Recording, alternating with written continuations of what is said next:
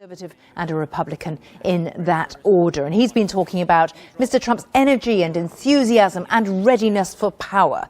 Well, joining us from Washington to talk us through all this in more detail is Patrick Basham from the Democracy Institute. Patrick, good to speak to you here on Impact. We were listening there to the president-elect's spokesman saying, we are ready to go. Is this an administration in waiting that really is ready? I think it's about as ready as one could have expected it to be, given the lack of political experience of obviously the incoming president and some of his senior cabinet members, and about where most incoming administrations are at this point.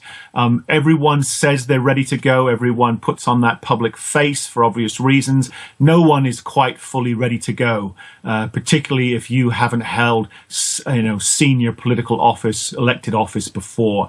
I think calendar-wise, they're in reasonably good shape. It's not a perfect entry into the presidency in terms of everyone being in place, but they're close and they're getting there. So it's not too bad under the circumstances. We have heard, haven't we, from some of President Trump's nominees for the top jobs. And it's interesting because you couldn't call them all yes men.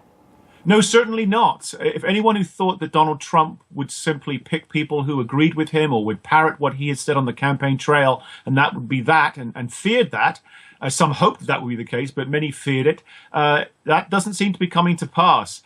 These are men and women who appear to, know their own minds, and their opinions differ on some issues, some of degree and some of kind, those differences, with the incoming president, which means that he's either going to be the delegator-in-chief and let everyone do their thing, or there's going to be quite a bit of division and quite a few internal arguments over the coming months and years. All to be decided, but it suggests that Donald Trump, just as he campaigned differently, he may also, lead differently in the presidency. Something else still to be decided. Who will be America's top diplomat? It is unusual, isn't it, not to have a Secretary of State confirmed?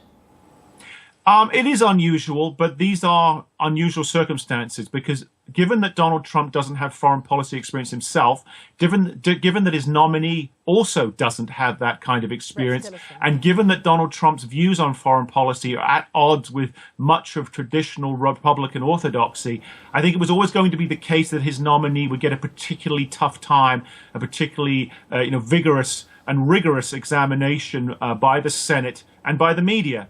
And that is what is happening. It's too early to say whether there will be a serious roadblock for his nominee, but it's an illustration of how Donald Trump is not going to have it all his own way.